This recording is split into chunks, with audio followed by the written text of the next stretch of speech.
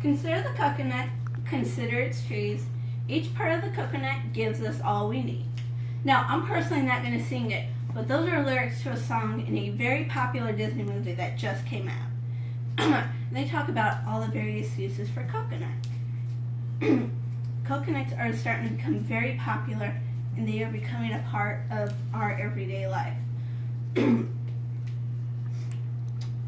You probably use products right now that contain coconut in it, or at the very least you know someone who does. My name is Chelsea Hodapp, and a little while ago I started transitioning from conventional beauty products to more natural ones. And the first thing I did was I stopped using lotion and started using coconut oil after a shower.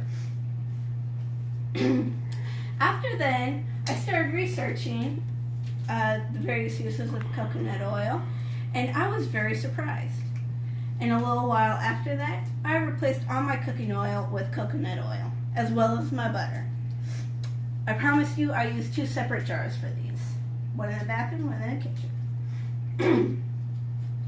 Today, I would like to tell you about what roles coconuts play in certain cultures, such as India, how they are farmed and harvested, and the uses for their products. First, let's take a look at a country that produces them, such as India. They play such a big role in their culture. As a matter of fact, according to the Botanic Gardens Conservation International, they are known as a life-giving tree, and they are used in certain elements of Hindu rituals. It is a very versatile crop. Almost all parts of the plant are used, and because it is so versatile, that makes it a very valuable crop. Okay, we know that it is a very valuable product in this culture, but how do they grow them, and how is it harvested afterwards? According to Franklin W. Martin of agroforestry.org, growing coconuts allows for multi-storied planting, meaning that they can grow the coconuts on top, and they can also grow plants on the ground, and they can double the amount of produce per acre. Coconuts do not like frost at all.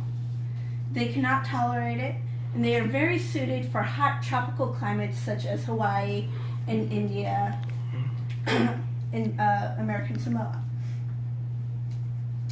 The trees themselves do not start producing fruit until they are about 6 to 10 years of age, and they hit peak production at 15 to 20 years. The time to maturity on these fruits is about 12 months, meaning it takes about a year for the fruit to become ripe enough to pick. When it is finally ready, harvesters actually climb up the trees and cut them down by hand, or they have long poles with blades attached at the end and they just chop them off. Now we are going to look at a couple of uses for coconuts.